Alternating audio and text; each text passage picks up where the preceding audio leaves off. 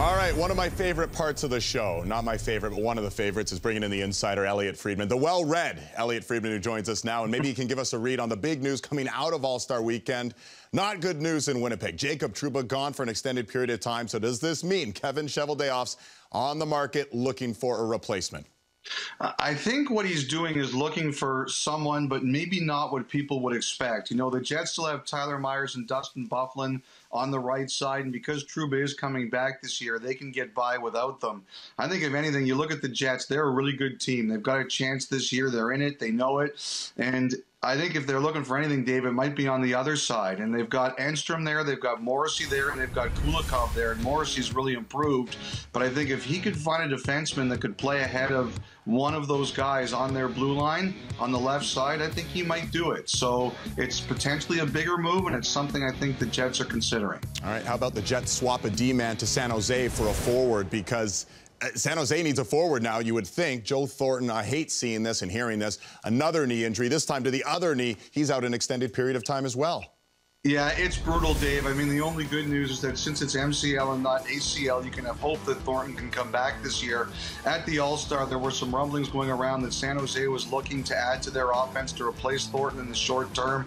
After looking into it, David, I'm not as convinced that that's going to happen. For one thing, San Jose is over $20 million in cap room this summer. I don't think they want to fool around with that unless it's for a cornerstone player. And secondly, I also don't think they necessarily want to trade their first-round draft pick. So while I think San Jose has dipped its toe in the market, I'm not convinced they're going to do anything unless it really makes sense.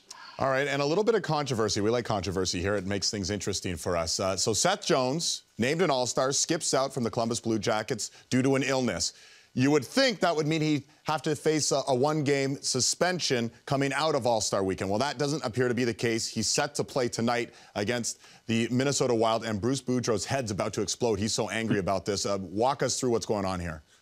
Well, first of all, Dave, a real controversy would be me claiming I've read every one of these books. So I don't think, yeah, but you're right. Bruce was upset, and you know, I hate to disagree with Bruce Boudreau because one of my favorite guys, but I did look into this on the weekend, and I was told that Seth Jones was prepared to come. He had the flu, and the league kept him out. It was the league's decision.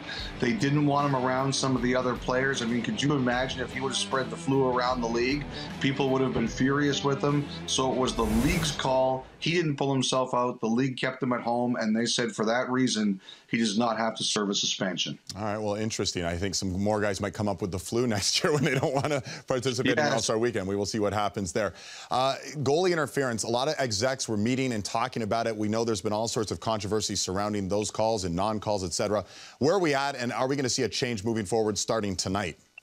Well, they did send out a memo. They said they would on the weekend. The commissioner held his media conference, and as you mentioned, there was a meeting between some coaches, GMs, referees in the league, and they sent out a memo, and I think what they reminded everybody was this was supposed to be egregious. These were supposed to be major infractions, and they feel they've taken the line too far over the other way.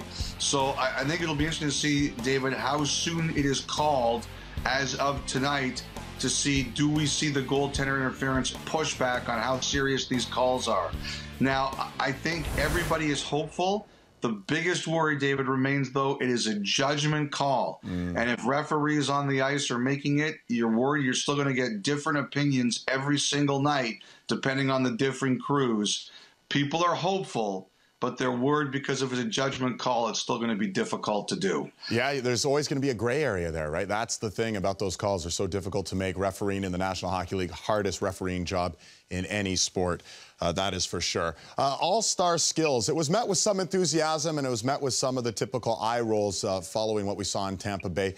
They're always looking to change things up, so I give the league a lot of credit for that. Are we going to see maybe some former stars participating in the future?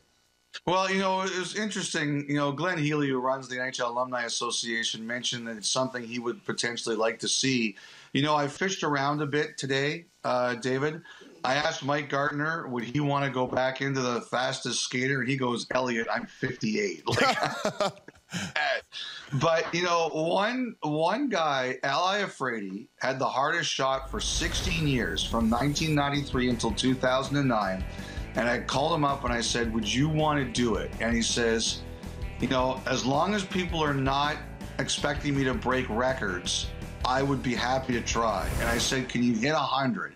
He goes, yes, I think I can. Wow. So I wonder, like, I would love to see Elliotte Friedman back at the All-Star Game trying to hit 100. But, you know, who knows?